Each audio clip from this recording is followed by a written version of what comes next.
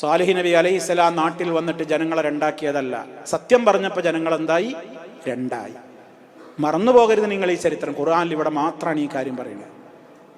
ഏതെങ്കിലും പല നബിമാരുടെ ചരിത്രത്തിൽ നിന്ന് പല പാഠങ്ങളാണ് നമ്മൾ മനസ്സിൽ കൊത്തിവെക്കേണ്ടത്. സാലിഹ് നബി വന്നിട്ട് ലാ ഇലാഹ ഇല്ലല്ലാഹ് പറഞ്ഞപ്പോൾ ഫൈദാഹും ഫരീഖാനി യഖ്തസിമൂൻ ഖുർആനിൽ നബി വന്നിട്ട് ജനങ്ങൾ രണ്ടായി എന്ന് പറയുന്ന ഭാഗം ഇവിടെ മാത്രമേ പറഞ്ഞിട്ടുള്ളൂ. രണ്ടായി എന്നാലും പോരാ, യഖ്തസിമൂന, പരസ്പരം വഴക്കടിക്കുന്ന തർക്കിക്കുന്ന രണ്ട് ടീമായി മാറി. ഇബ്നു കസീർ റഹിമഹുല്ലാഹ് അവിടെ വിശദീകരിക്കുന്നു, ഫൈദാഹും ഫരീഖാനി യഖ്തസിമൂൻ എന്ന് പറഞ്ഞാൽ മുഅ്മിനുൻ വ കാഫിറുൻ, അതാ രണ്ട് ടീം. ഒരു ചേരി മുഅ്മിനീങ്ങളായി, ഒരു ചേരി കാഫിറുകളായി. കാഫിറുകളായി എന്ന് മാത്രമല്ല, മറ്റധ്യായങ്ങളിലൊക്കെ അല്ലാഹു ഇതിന്റെ വിവരണം പറയുന്നുണ്ട്. അവരിലെ നേതാക്കന്മാർ അവരിലെ ദുർബലരായ ആളുകളോടൊക്കെ പറയാൻ തുടങ്ങി.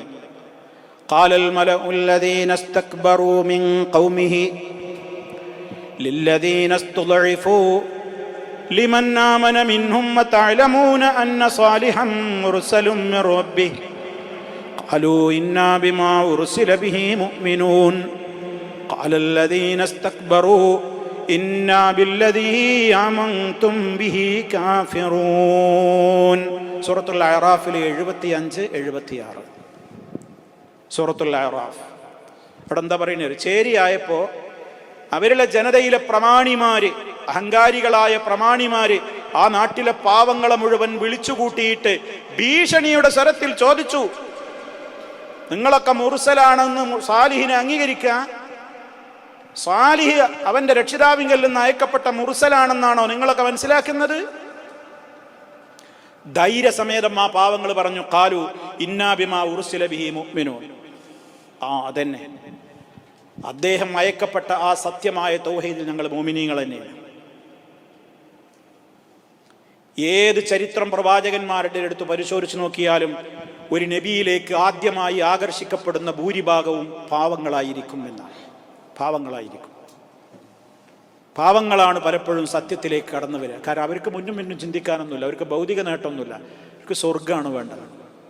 അത് പറയുന്നത് ആരാണെന്ന് അവർക്ക് മനസ്സിലായ അവർ വേഗം അതിലേക്ക് മാറും. അവർക്ക് വേറെ നഷ്ടപ്പെടാനൊന്നുമില്ല. മറ്റുള്ളവരൊക്കെ ഒരുപാട് ചിന്തിക്കും, ഞാൻ പൈൽക്കാൻ പോയാൽ എൻ്റെ എല്ലാം തകരും, ഇതുവരെ കെട്ടിപ്പൊക്കിയതൊക്കെ നശിക്കും, ഇനി ആരും എന്നോട് മുണ്ടൂല. അപ്പം അങ്ങനെ പലതും ഉണ്ടായിട്ട് പതുക്കെ അങ്ങനെയാണ് പിറകോട്ട് മാറും. പാവങ്ങൾക്ക് എന്താ, അവർക്കെന്താ നഷ്ടപ്പെടാൻ ഒന്നുമില്ലല്ലോ, ഒരിടത്തൊന്നുമില്ല.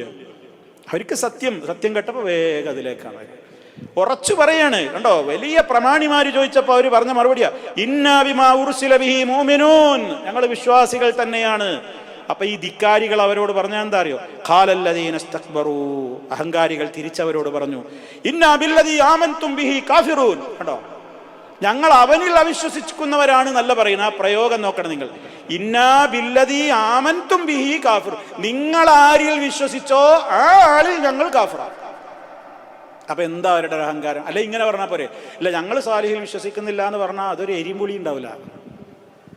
അപ്പൊ കുറച്ച് പ്രയാസവും മനസ്സിലെ വിഷമാണ് സഹിക്കാഞ്ഞിട്ട് പറയുന്നത്, നിങ്ങളുള്ള അടുത്ത് ഞങ്ങൾ ഉണ്ടാവില്ല എന്നാണ് പറയേണ്ട അർത്ഥം. നിങ്ങൾ ആരിൽ വിശ്വസിച്ചോ അവരെ ഞങ്ങൾ എന്തായാലും എന്ത് ചെയ്യൂല. അതാണ് ഇന്നാ ബില്ലദീ ആമൻതും ബിഹി കാഫിറൂൻ, നിങ്ങൾ ആരിൽ വിശ്വസിച്ചിട്ടുണ്ടോ ആ വിശ്വസിച്ച ആളിൽ ഞങ്ങൾ കാഫിറൂൻ, ഞങ്ങൾ നിഷേധികൾ തന്നെയാണ് എന്നാണ് ആ സമൂഹം മറുപടിയായി പറഞ്ഞത്. അങ്ങനെ അവർക്കിടയിൽ പരസ്പരം ആ നിലക്കുള്ള പോരിൻ്റെ സംസാരങ്ങൾ തുടങ്ങിയെന്ന് മാത്രമല്ല, പലവിധത്തിലുള്ള പരിഹാസങ്ങളും സാലിഹ് നബി അലൈഹിസ്സലാം അതിന് നൽകുന്ന മറുപടികൾ, തിരിച്ചിങ്ങോട്ടുള്ള അവരുടെ പല മറുപടികളും ഒക്കെ തുടർന്നുകൊണ്ട് വരുന്നുണ്ട്. വിശാലമാണ് ആ ചരിത്രം. അപ്പോൾ സാന്ദർഭികമായി ആയത്തുകൾ വരുമ്പോൾ നമുക്കത് മനസ്സിലാക്കേണ്ടതുണ്ട്. ഏതായാലും അല്ലാഹു സുബ്ഹാനഹു വ തആല പ്രവാചകന്മാരുടെ ചരിത്രങ്ങൾ മുഴുവനും നമുക്ക് എന്തിനുള്ളതാണ്? കേവലം കഥ കേട്ട് രസിക്കാനുള്ളതല്ല. ലിനുസബ്ബിത ബിഹി ഫുആദക എന്നാണ് അല്ലാഹു നബി തങ്ങളോട് പറഞ്ഞത്. അമ്പിയാക്കളുടെ ചരിത്രമൊക്കെ നിനക്ക് പറഞ്ഞു തരുന്നത് എന്തിനാണ്? ലിനുസബ്ബിത ബിഹി ഫുആദക, നിന്റെ ഹൃദയത്തിനൊരു ധൈര്യം കിട്ടാനാണ്. ഞാൻ മാത്രമല്ല ഈ പാതയിൽ ഇങ്ങനെ പീഡിപ്പിക്കപ്പെടുന്നത്, എൻ്റെ മുൻഗാമികളൊക്കെ ഇതിനേക്കാൾ പീഡിപ്പിക്കപ്പെട്ടിട്ടുണ്ട്. ഇത് എൻ്റെ മാത്രം പ്രശ്നമൊന്നുമല്ല, അതുകൊണ്ട് ഉറച്ചു നിൽക്കണം എന്ന് മുൻഗാമികളായ ആളുകളുടെ ചരിത്രത്തിൽ നിന്ന് വീര്യം ഉൾക്കൊള്ളാനാണ് നമ്മളിതൊക്കെ പഠിക്കുന്നത്. ഓരോ ആയത്തുകളും നമുക്ക് നൽകുന്ന ഒരുപാട് മെസ്സേജുകളുണ്ട്. അതൊക്കെ നമ്മൾ ഉൾക്കൊള്ളണം. നമ്മുടെ ജീവിതത്തിലേക്ക് നമ്മൾ അതിനെ സമന്വയിപ്പിക്കണം, കൊണ്ടുവരണം. ഇവിടെയൊക്കെ ജീവിതത്തിൽ ഉണ്ടാകുന്ന 100 കൂട്ടം പ്രശ്നങ്ങളുണ്ട്. അതൊക്കെ അമ്പിയാക്കളും നേരിട്ടതാണ്. ഒന്നും സംഭവിക്കുന്നില്ല, ഒന്നും നമുക്ക് നേരിടേണ്ടിയും വരുന്നില്ല. എന്നിട്ടാണ് നമ്മൾ പിറകോട്ട് മാറുന്നത്. നമ്മുടെ ഉത്തരവാദിത്ത നിർവഹണത്തിൽ നമ്മൾ വീഴ്ച വരുത്തരുത്. നമ്മേക്കാൾ പ്രയാസപ്പെട്ടിട്ടുണ്ട് മുൻഗാമികൾ. അവരുടെ പ്രയാസത്തിൻ്റെ 1000 മൈലെത്തി എത്തി നോക്കാൻ പോലും നമുക്കായിട്ടില്ല, എത്തിയിട്ടില്ല നമ്മൾ എന്ന തിരിച്ചറിവ് നമുക്കുണ്ടാകണം. എന്ന് മാത്രമല്ല, സമൂഹത്തിൽ ഏതെല്ലാം വിധത്തിലുള്ള ശിർക്കൻ പ്രവണതകൾ തലവെക്കുന്നുണ്ടോ അതിനെതിരെയൊക്കെ ശക്തമായി നമ്മൾ കാര്യങ്ങൾ പഠിച്ചു മനസ്സിലാക്കി ഗുണകാംക്ഷയോടുകൂടി നമ്മളുമായി ബന്ധപ്പെട്ട നമ്മുടെ കുടുംബത്തോടും ബന്ധപ്പെട്ടവരോടൊക്കെ പറയാനുള്ള ഒരു പ്രത്യേകമായ തീരുമാനം നമ്മുടെ കൽബിലുണ്ടാകണം സഹോദരങ്ങളെ. തീർച്ചയായും ഞാനിത് വളരെ അടിവരയിട്ട് ഞാൻ എന്നെയും നിങ്ങളെയും പഠിപ്പിക്കുകയാണ്. തൗഹീദ് നിർത്തരുത്. മരണം വരെ പറയണം. മരണം വരെ അത് പറഞ്ഞുകൊണ്ടിരിക്കണം. ഒരു സമൂഹത്തോട് പറയണം, കുടുംബത്തിലും ബന്ധപ്പെട്ടവരോടൊക്കെ പറയണം. അത് പറയാതായാൽ പിന്നെ ആ സ്ഥാനത്ത് ശിർക്ക് കടന്നു വരുമ്പോൾ ശിർക്കിൻ്റെ ഗൗരവം സമൂഹത്തിൽ നിന്ന് നഷ്ടപ്പെട്ടു പോകും. ജനങ്ങൾക്ക് എന്താ തൗഹീദ്, എന്താ ശിർക്ക് തിരിച്ചറിയാതെയായി പോകും.